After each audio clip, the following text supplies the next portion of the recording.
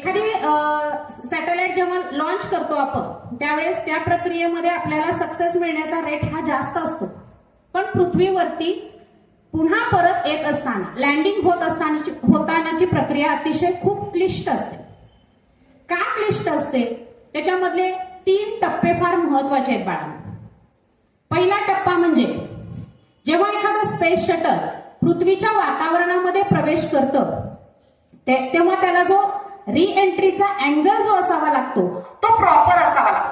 तिथं angle change होण्याची प्रक्रिया प्रॉपर होणं फार गरजेचं असतं.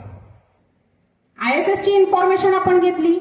पृथ्वीपासून नियर अबाउट 400 किलोमीटर अंतरावरती ISS आहे. 28,000 किलोमीटर प्रति आवर या वेगानं ते पृथ्वीभोवती फिरतंय. 400 किलोमीटर म्हणजे अंतर किती झालं बाळांनो? असा जर विचार केला तर मुंबईपर्यंतचं अंतर आपण असं धरूया. आपली एसटी 80 किलोमीटर वेगाने जाते तेव्हा आपण काय म्हणतो की आपल्याला 7-8 तास लागतात. मग 400 किलोमीटर अंतर त्या यानाला पृथ्वीवरती परत यायला किती वेळ लागेल? मॅक्झिमम 1 आवर, 1 तास. पण हे जे स्पेस शटल सुनीता विल्यम्स यांना घेऊन येत होतं त्याला कालावधी किती लागला? नियर अबाउट 17 तास 30 मिनिटं, 17.5 तास. तुम्ही म्हणाल असं का, इतका कशाला वेळ लागतो? हीच अतिशय क्लिष्ट प्रक्रिया आहे. कारण पृथ्वीच्या दिशेनं येत असताना गुरुत्वाकर्षण फार मोठ्या प्रमाणावरती त्याच्यावरती कार्य करत असतं. जे हादसे नासाच्या बाबतीमध्ये घडले त्याच्या काळजीपोटी सुनीता विल्यम्स यांना लागलेला परत आणण्यासाठी लागलेला जो विलंब होता याच्या मागची ती कारण आहे की येत असताना पृथ्वीच्या वायुमंडल म्हणजे वातावरणामध्ये पृथ्वीपासून 100 किलोमीटर पर्यंत वायुमंडल जास्त आहे, वातावरण जास्त आहे. आणि इथं प्रवेश करत असताना फ्रिक्शन जे आहे तो फार मोठा फॅक्टर, तोच फार मोठा अडसर आहे. पहिली गोष्ट आपण बघितली की रिएंट्री अँगल त्याचा व्यवस्थित होणं गरजेचं असतं. पृथ्वीवरून कंट्रोल केला जात असतो. रिएंट्री अँगल व्यवस्थित झाल्यानंतर पुढचे 2 टप्पे जे आहेत त्यातला दुसरा टप्पा म्हणजे त्या यानामध्ये एकूण 16 थ्रस्टर्स लागलेले होते. आता थ्रस्टर्स म्हणजे काय? थ्रस्टर्स म्हणजे अपोज करणारी एखादी गोष्ट. जसं सॅटेलाइट पृथ्वीवरून अवकाशामध्ये प्रक्षेपित होत असताना तिथं सुद्धा थ्रस्टर्स असतात. त्याला मराठीमध्ये आपण रेटा असं म्हणतो. जो सॅटेलाइट लॉन्च होत असताना मोठ्या प्रमाणात वायू आणि ज्वाला खालच्या दिशेनं ढकललेली आपल्याला दिसते. That are nothing but thrusters, की ज्याच्यामुळं ग्रॅव्हिटेशनल फोर्सच्या अपोजिट काम केलं जातं आणि यान वरच्या दिशेनं जातं. इथं खाली येत असताना गुरुत्वाकर्षणाच्या विरुद्ध त्या थ्रस्टर्सनं काम करणं गरजेचं आहे.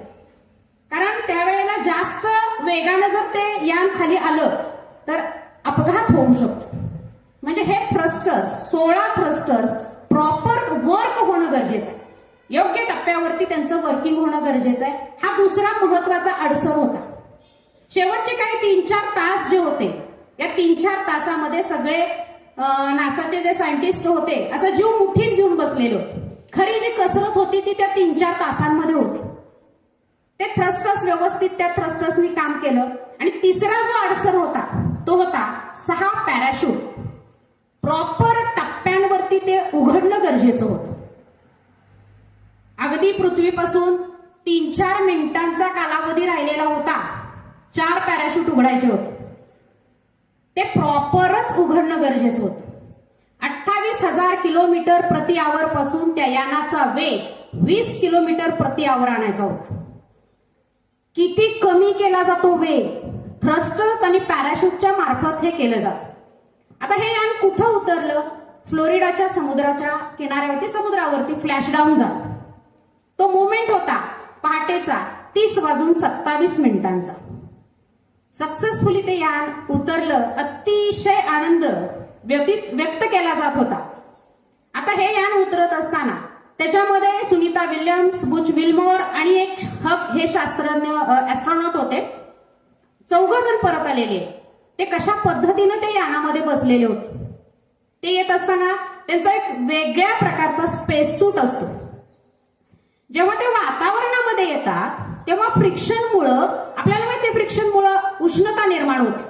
अशी किती उष्णता निर्माण होते? 2000 डिग्री सेल्सिअस. पाणी उकळतं 100 डिग्री सेल्सिअस. आपण त्याच्यामध्ये हात घालू शकतो का बघा. 2000 डिग्री सेल्सिअसला एखाद्या माणसाचं त्या गोष्टीचं काय होत असेल.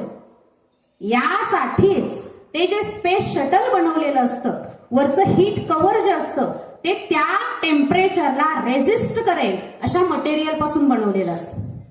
2000 डिग्री सेल्सिअस म्हणजे नियर अबाउट 3600 डिग्री फॅरेनहाइट. या टेम्परेचरला आतमधले ऍस्ट्रॉनॉट खिडकीमधून जेव्हा बाहेर बघत असतात, बाहेरचं दृश्य बघत असतात, तेव्हा त्यांना स्वतःला जाणवत असतं की आपण आगीच्या गोळ्यात आहे.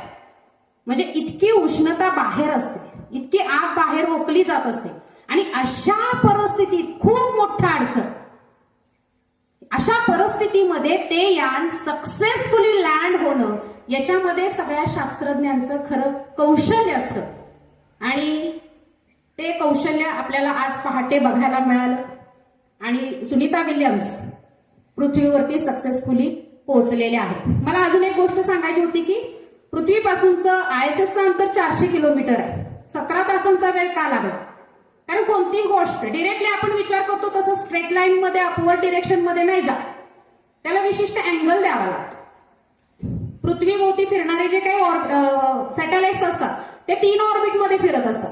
Low earth orbit, medium earth orbit आणि हाय अर्थ ऑर्बिट पैकी ISS जे होतं ते लो अर्थ ऑर्बिट मध्ये होतं. कोणत्याही ऑर्बिटमध्ये जेव्हा आपण सॅटेलाइट लॉन्च करतो तेव्हा जात असताना ते टँजेन्शियल जातं आणि पुन्हा ते इलिप्टिकल ऑर्बिटमध्ये फिरत असतं. त्यामुळे हा कालावधी जो आहे त्याचबरोबर त्या यानाचा वेग 28,000 पासून कमी करत असताना लागणारा जो कालावधी आहे तो जवळपास 17 तास 30 मिनिटांचा गेला. आणि 3:27 ही आपल्या सगळ्यांना आनंदाची बातमी मिळाली. आणि दुसरी एक आनंदाची बातमी आपल्याला सांगायची होती. मागच्या वर्षी आपण चांद्रयान-3चं सक्सेसफुल लँडिंग, भारतासाठीची अभिमानाची गोष्ट आपण अनुभवली. त्याच वेळेला भारतानं चांद्रयान-4ची सुद्धा घोषणा केलेली होती. किंबहुना कालचा हा दुग्ध शर्करा योग जो आहे त्याच्यामध्ये केंद्र सरकारनं चांद्रयान-5ला सुद्धा मंजुरी दिलेली आहे.